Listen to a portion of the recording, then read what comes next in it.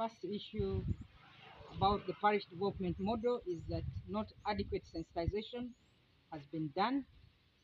Leaders at the lower local governments are also not quite familiar with the parish development model, but also most of the parish chiefs that have been recruited, actually some are still even receiving their appointment letters, and therefore they have not yet been sensitized about the entire program and how they are supposed to, the information they are supposed to pass on to the local leaders at the lower local governments. But also the composition of this parish development committee needs to be looked at. Well, the guidelines are there for now.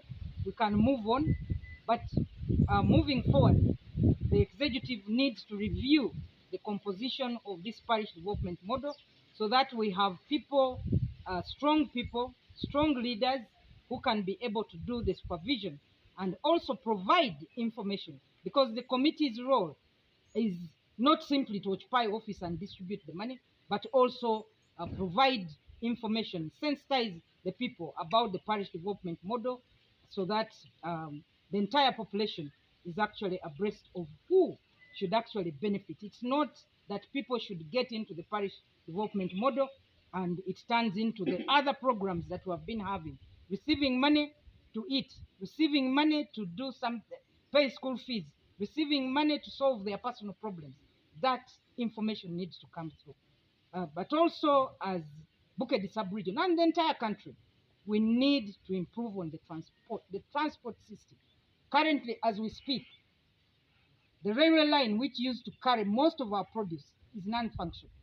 We've been looking forward to the meter gauge, which works have stalled because of lack of funding.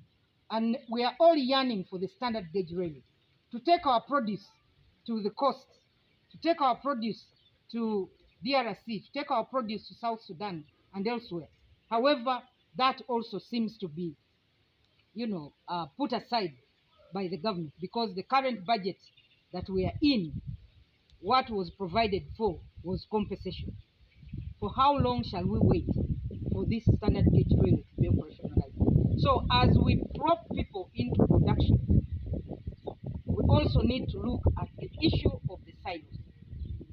We used to produce crops, and using the cooperatives, storage was not a challenge. However, these are no longer there.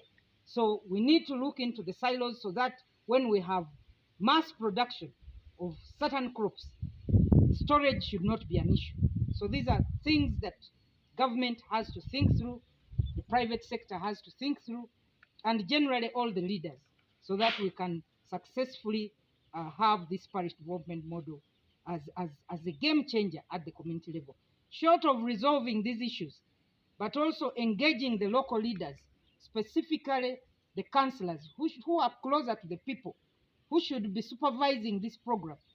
Short of engaging them, we shall see a total wastage of this same funding, and of course it will come to nothing.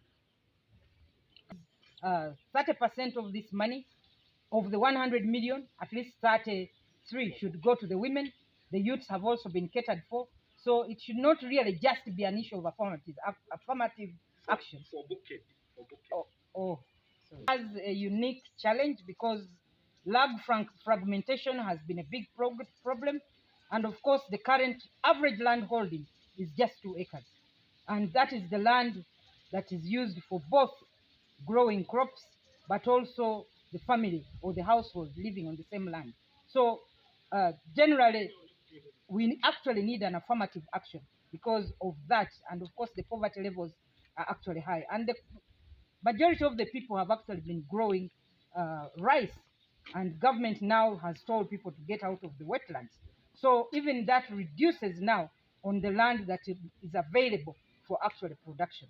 And for this reason, Bukedde as a whole needs that affirmative action so that we can have additional funding for these communities.